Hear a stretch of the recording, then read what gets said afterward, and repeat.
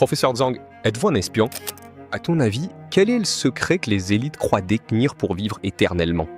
Est-ce que tu penses vraiment que les membres de l'élite croient qu'ils descendent de lignées sacrées?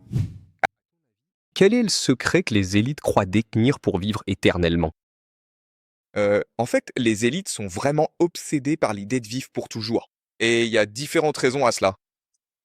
Certains ont émis l'hypothèse que c'est parce qu'au fond d'eux, ils savent tout le mal qu'ils ont fait. Alors, ils ont peur en quelque sorte du jugement quand ils devront faire face à Dieu. Ils ont peur en fait d'être tenus responsables de leurs actes. Donc c'est une possibilité.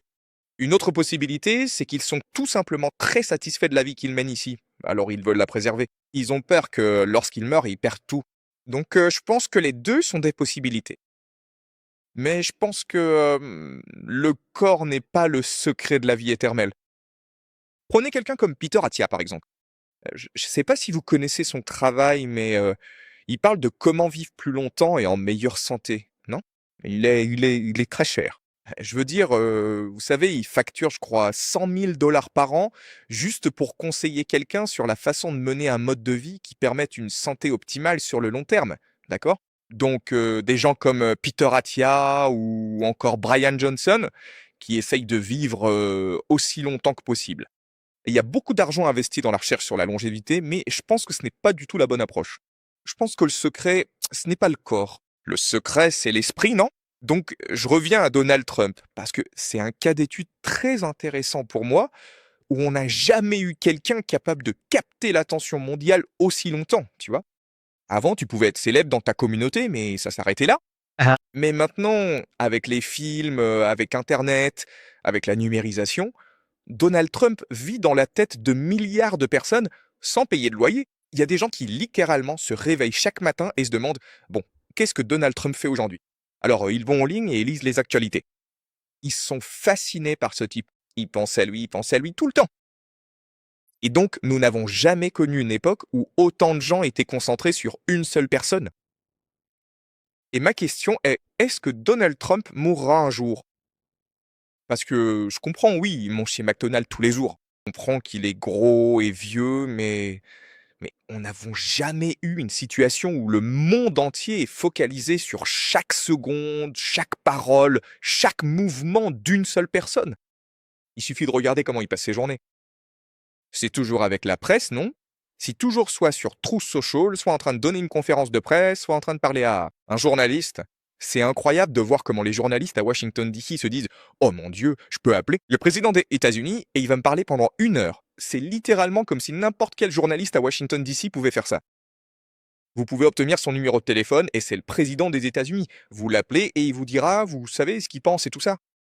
Donc c'est une situation très étrange et on se demande: pourquoi fait-il ça? Eh bien, je pense qu'il fait ça parce qu'il a soif d'attention, parce qu'il veut vivre dans la conscience du monde entier. Ouais, on n'a jamais eu quelqu'un comme ça auparavant, hein, n'est-ce pas? Alors, revenons à l'idée que la conscience est la création de la réalité. Mais ce que cela signifie, c'est que nous créons naturellement notre propre réalité individuelle. Mais si nous avons tous Donald Trump dans nos esprits, alors Donald Trump devient la convergence de toutes les réalités individuelles sur la planète Terre. Et cette convergence, c'est ce que nous appelons Dieu.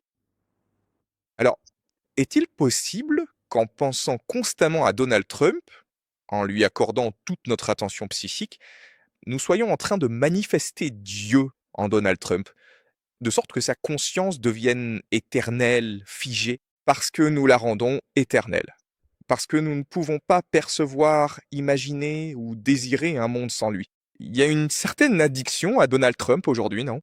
Imaginez à quel point, rappelez-vous à quel point Joe Biden était ennuyeux, n'est-ce pas? On avait Donald Trump et c'était comme: oh mon Dieu, s'il te plaît, va-t'en, je ne veux plus penser à toi. Ensuite, on a eu Joe Biden, genre personne ne se souvient de ce qui s'est passé sous Joe Biden.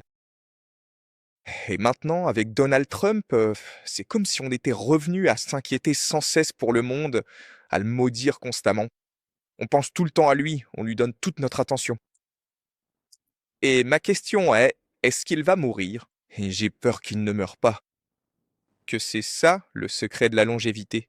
Réussir à s'implanter dans la conscience de tellement de gens que leur conscience crée une réalité dans laquelle tu peux exister pour toujours. C'est vraiment fascinant si tu regardes l'histoire des mèmes. Je crois que c'est Richard Dawkins qui avait proposé la mémétique Hein? à l'origine, et Trump est le plus grand mème de tous les temps. Et tu le sais, parce que c'était quoi la plus grosse meme coin? La Trump coin. Donc ça veut dire, je ne sais pas. C'est ce qui donne vraiment du pouvoir à un dieu quand il réfléchit. Tu penses que la réponse, c'est juste l'attention? Oui. La conscience active? Oui. C'est un démon psychique. Et tu nourris un démon psychique avec des émotions intenses. Et il y a tellement d'émotions intenses autour de Donald Trump. Les gens le détestent ou l'adorent. Et lui, il s'en fiche parce que ce sont toutes des émotions qui lui donnent du pouvoir, non? Pour lui, la haine ou l'amour, c'est la même chose. Donc, encore une fois, c'est une expérience de pensée, mais la question c'est, est-ce qu'il va mourir? Parce qu'il ne va pas disparaître, d'accord? Tant qu'il peut rester à ce poste, il ne mourra pas. Et franchement, il n'y a plus aucun moyen de s'en débarrasser maintenant. Est-ce que tu penses vraiment que les membres de l'élite croient qu'ils descendent de lignées sacrées? Ah, absolument. Est-ce qu'il s'agit d'une seule et même lignée, ou bien est-ce qu'il existe plusieurs lignées différentes? Oui, il parle de 13 lignées. Je veux dire, je pense que c'est une sorte de théorie des jeux où tu nais dans le pouvoir et le privilège, tu vas dans des endroits comme, Andover, Yale, Harvard Law School et tu rencontres des gens qui sont plus intelligents que toi. Alors, comment peux-tu t'expliquer à toi-même pourquoi tu es plus puissant que ces gens-là? Et la réponse, c'est: «Mon sang est meilleur. Mon sang est plus pur. J'ai du sang de dragon. J'ai du sang divin d'Hercule, d'Achille, d'Alexandre le Grand. C'est pour ça que je devrais diriger le monde.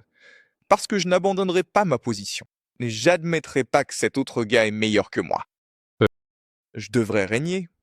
Et la meilleure explication pour laquelle je devrais régner, c'est parce que j'ai toujours régné. Parce que je suis la réincarnation d'un être divin sur Terre, non? Et c'est quelque chose en quoi Jeffrey Epstein croyait. C'est fascinant ça. Je suis sûr qu'on pourrait regarder l'histoire de genre c'est ancestry.com et 23andMe, et je suis sûr que c'est bizarre. Mais parce que comment déterminer la lignée sans test ADN? Euh, Et tu ne devrais en fait participer à aucune de ces choses. enfin, Parce que une théorie du complot, d'accord? Je vais, je vais, je vais juste lancer ça comme ça, d'accord? Mais une théorie du complot, c'est que ils veulent certaines lignées et ils utilisent ces sites pour trouver certaines lignées. donc si tu fais partie de cette lignée, De mauvaises choses pourraient arriver. Pourquoi y a-t-il autant de trafic d'êtres humains aux États-Unis? Ils accordent beaucoup d'importance aux lignées, non? Donc, s'ils croient qu'ils sont issus d'une lignée divine, ils voudraient aussi empêcher d'autres personnes issues d'une lignée divine d'accéder au pouvoir, non? Ils voudraient éliminer les autres lignées. Ils pourraient aussi boire le sang d'autres lignées pour renforcer leur propre lignée. Tu sais, encore une fois, c'est une théorie du complot. Je n'ai aucune preuve que ce soit le cas, mais si tu regardais vraiment comment ces gens pensent, tu vois, et ces gens sont genre fous, ça a du sens. donc de quelle lignée faudrait-il être pour qui? Faudrait-il faire partie de ces 13 familles ou juste ne pas en faire partie? Heu, donc je pense que ça dépend du groupe auquel tu appartiens.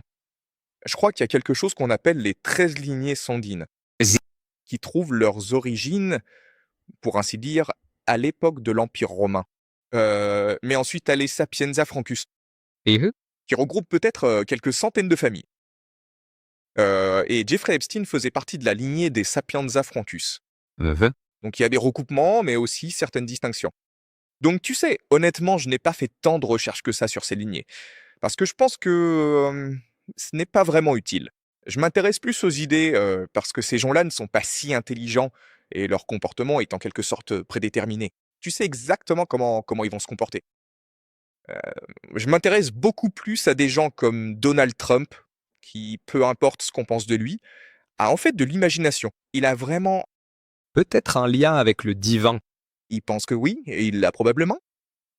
Oui, quelque chose que j'ai trouvé fascinant dans notre conversation d'hier, quand on a discuté, c'est ta conviction que tu crois qu'il n'y a pas genre une seule personne la plus puissante au monde. Oui, c'est ça. Et ça me paraît logique. Et ça me paraît aussi logique qu'on soit autorisé à le dire parce que la personne qui pense être la plus puissante au monde voudrait qu'on dise son nom. Exactement, exactement. C'est tout à fait ça. Et la personne, oui, je ne pense pas que quelqu'un ne voudrait pas qu'on dise son nom. Ça a du sens. Oui. Euh, Donc je veux dire, ils disent, genre, ils disent que ces sociétés secrètes sont promues par des sociétés secrètes, non? Donc pour revenir, à l'exemple des Illuminati, d'accord? Donc les Illuminati ont été fondés à la fin du XVIIIe siècle par Adam Weishaupt, qui était auparavant jésuite, et les jésuites sont des crypto-juifs. Et il s'est allié avec Jacob Frank et Mayer Rothschild et ils ont formé les Illuminati. Et chaque fois que tu crées une société secrète, d'accord, ton principal problème, en fait, c'est le recrutement. Comment fais-tu pour que les gens rejoignent ton organisation? Et Adam Weishaupt a réussi à faire grandir les Illuminati parce qu'il était un maître dans la manipulation des médias, d'accord? Alors il a créé le mythe selon lequel il y aurait ces personnes qui cherchent à conquérir le monde et qu'elles se sont infiltrées partout en Europe, dans toutes les grandes lignées nobles, et qu'elles ont aussi infiltré les francs-maçons et qu'elles conspirent pour renverser ces dynasties européennes, tu vois? C'est ça. Et donc, c'est lui qui a propagé ce mythe. Parce que si t'es juste un gars lambda et que tu lis des trucs sur ces types-là, tu te dis, en fait, c'est plutôt cool. Ouais, je devrais les rejoindre. Et ça leur donne beaucoup plus de poids politique, tu vois. Donc, donc c'est ça que les gens ne comprennent pas vraiment à propos des Illuminati. En réalité, c'est plus une campagne de relations publiques qu'une véritable force puissante dans le monde. Mais encore une fois, souviens-toi, ça nous ramène à Donald Trump et à la caverne de Platon. La conscience, c'est la réalité elle-même. Si tu arrives à faire croire à assez de gens que c'est vrai, alors ça le devient. On a parlé de différentes sociétés secrètes. Tu as parlé de différents psyops, tu as fait différentes prédictions sur le système. Y a-t-il quelque chose que vous, professeur Zhang, n'avez pas le droit de dire? Je pense que si tu fais référence à certaines personnes et à leurs actions, ils viendront te chercher. Parce que tant que tu parles de façon abstraite, du genre, bon, voilà comment les sociétés secrètes dirigent le monde, ça passe. Ils s'en fichent, personne ne s'en soucie. Si tu commences à parler de la façon dont Jeffrey Epstein est lié à telle personne et que c'est cette personne qui a financé certains aspects de son comportement, ça lui créerait des problèmes et ensuite ça t'en créerait à toi aussi. Donc je pense que, citer des noms, entrer dans les détails, c'est problématique. Un autre problème, c'est disons que j'avais accès à des informations confidentielles que quelqu'un m'a confiées C'est et si je devais te révéler ça, eh bien ce serait un problème parce que j'aurais alors trahi cette personne. c'est ça. Et je fais pas ça parce que, tu vois, je connais personne de puissant et personne ne m'a jamais confié de secret, tu vois? Donc beaucoup de choses que je fais sont basées sur des suppositions, sur de l'analyse et personne ne s'en soucie si tu fais ça. Mais encore une fois, si tu nommes quelqu'un de puissant et que tu révèles certains de ses comportements, ça peut, ça peut être utilisé comme preuve légale contre lui, ça peut entraîner son incrimination, ce serait un problème. Si tu avais reçu des informations d'une source confidentielle et que tu révélais ces informations confidentielles à d'autres personnes et que tu les rendais publiques, ça t'exposerait aussi à des représailles. Donc je dirais ces 2 choses. La plupart de vos détracteurs disent que ce que vous faites est techniquement illégal dans votre pays et que la seule raison pour laquelle vous n'avez pas eu de problème, c'est parce que vous êtes un agent du Parti communiste chinois, de la Central Intelligence Agency ou du Military Intelligence 6. Professeur Zhang, êtes-vous un espion? Alors, laissez-moi répondre à la question: «Comment puis-je faire ce que je fais en Chine?» Et la raison, c'est que je ne fais en réalité pas partie du système chinois. Peut- Donc le système chinois est conçu pour contrôler le comportement des citoyens chinois. Et donc c'est une bureaucratie très compliquée. Je ne suis pas citoyen chinois, je ne participe pas au système chinois. Je suis un étranger embauché pour enseigner l'anglais dans une école privée. C'est mon identité. C'est mon rôle en Chine. Et les étrangers bénéficient de beaucoup de liberté en Chine. En gros, on évolue dans une zone grise, où on n'a pas vraiment d'importance. On est plus ou moins toléré, mais on n'a pas vraiment d'importance. D'accord? Et donc, un exemple de cela, c'est si vous avez une carte d'identité chinoise, alors vous faites partie du réseau de surveillance par IA chinois. Ce qui signifie que tout ce que vous dites est surveillé, tout ce que vous faites est surveillé. Lorsque vous utilisez un système de paiement chinois, ces informations sont toujours stockées en ligne et une base de données est créée pour dresser votre profil. Mais c'est un système conçu pour les citoyens chinois. Et la raison pour laquelle vous faites cela, c'est que vous ne vous intéressez pas au comportement individuel, mais au comportement collectif.